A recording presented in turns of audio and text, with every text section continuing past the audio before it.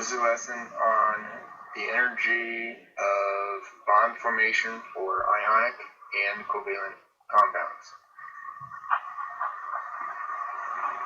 Ionic bond formation. If you have a chemical reaction that's something like Mg plus O2 makes MgO, two of those and two of those, it's not as simple as moving some oxygen onto some magnesium and bumping into them and then forming a new bond.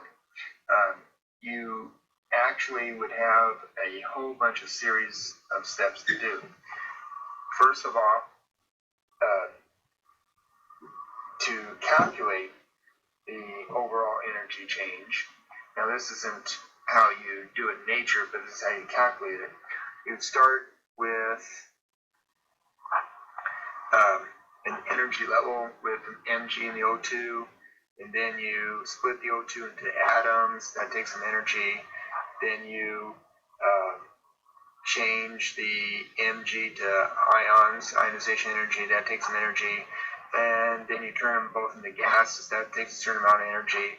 All these series of steps that you got to put energy in. And finally you get Mg2 plus ions as a gas, and O2 or O2 minus ions as a gas, and then they bump into each other and boom, they go down here.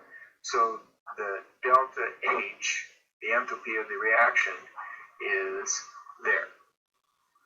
But it's to calculate it from the beginnings, it's a whole series of steps where you got to split things up, change into a gas, add electrons, electron affinity. This is really oversimplification. And then you finally get the lattice energy, which is the energy there.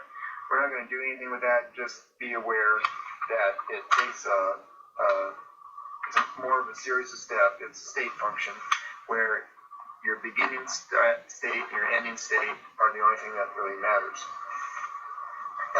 This is also where you have to worry about the Q1, Q2 over R.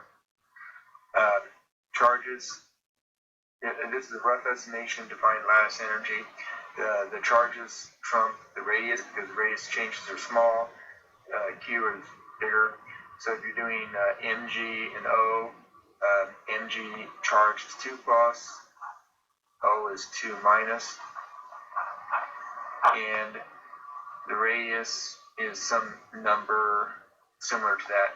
And if we have an element close to Mg, which would be Na plus O2, the radius or the size of the atoms, they're right next to each other, so they don't really matter. This would be 1 plus times 2 minus over R, which is, this gives you 4 minus, which means the attractive force. This gives you 2 minus. So the relative strength of the lattice energy is greater for MgO because it's a bigger number. If you have the same numbers, say you have MgO, then you have CaO.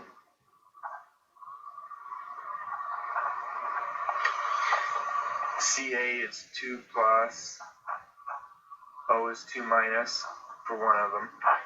But the R, it's in a lower level, so this is a bigger number.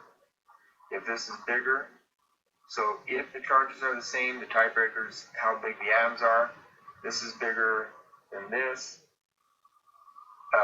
So a bigger number makes a smaller value. You're looking for the bigger value, so the small atoms win. So the closer they are, if the charges are balanced, are the same, or if that's a tie on the charges, it's which gives you the smaller atoms, because if you divide by a small number, you get a bigger value. So the bigger value is what you're looking for. That's the ionic bond formation that you need to know. Covalent bond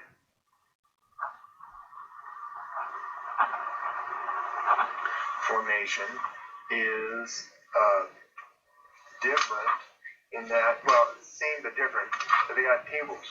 And it's not so much as needing to describe or look up anything, but you have a table that you can use to find the values.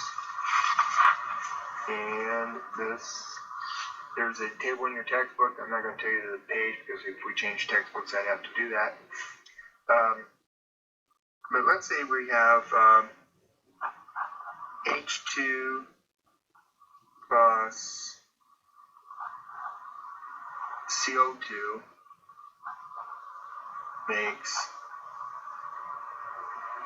H2CO plus O2. Don't quote me on this because, let's see, you got two C's, so you need two C's. You got four O's, and you need two there. Okay. So it's pretty much the same thing that we did here with the ionic things, but we're going to put actual numbers on it because we have a table.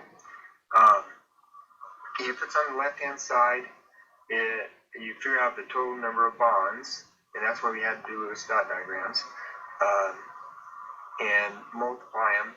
And if it's on the left-hand side, this is, you need to add energy, so it would be a negative value.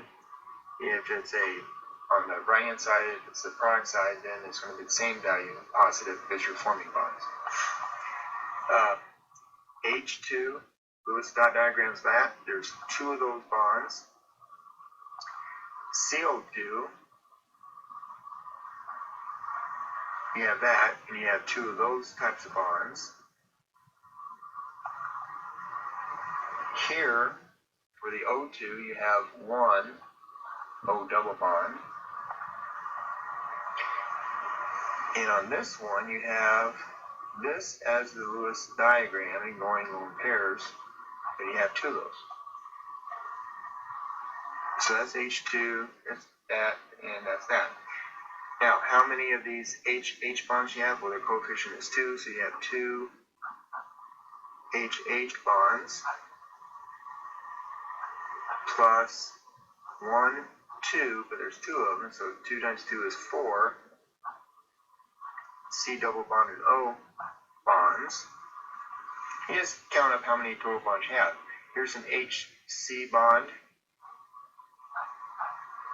1, 2, but there's two of them, so it's 4 of those. And you have two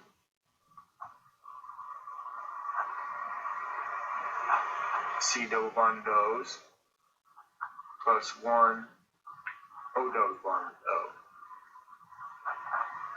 So you got to break these bonds apart, so whatever the number is in the book, you're going to change the sign, and then this one you're going to keep them the same because they're addition. So HH bond turns out to be 432 kilojoules per mole multiplied by 2 plus 4 times the, now in the CO2 double bond it's a particular value and it's 799. Then that's only if it's carbon dioxide. Now these are being taken apart, so these are negative plus 4 HC bonds. The CH bond in the book is positive 413 because you're making that, plus 2 C double bonded O's. Now this is not carbon dioxide, so you do not use 799, you use 745, plus 1 O2 double bond, 495. So now you just go through and add all those values together.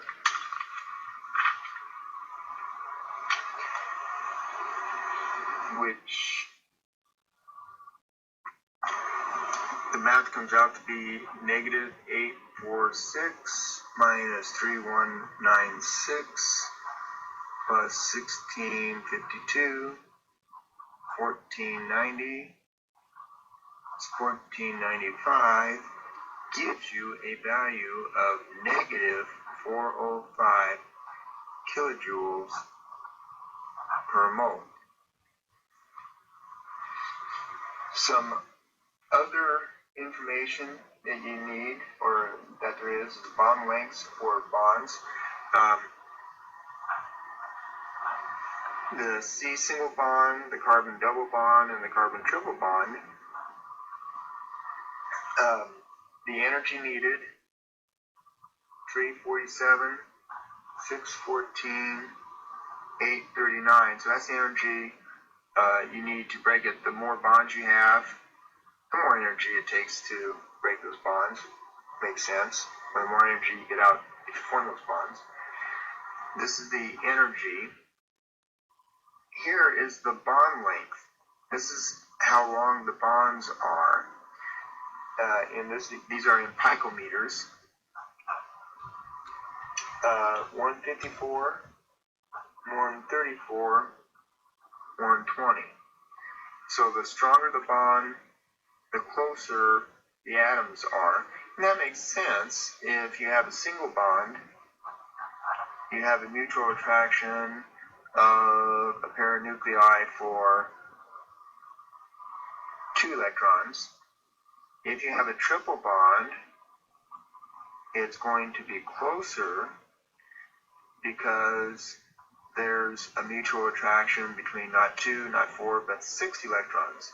So there's more pull between those two to get those.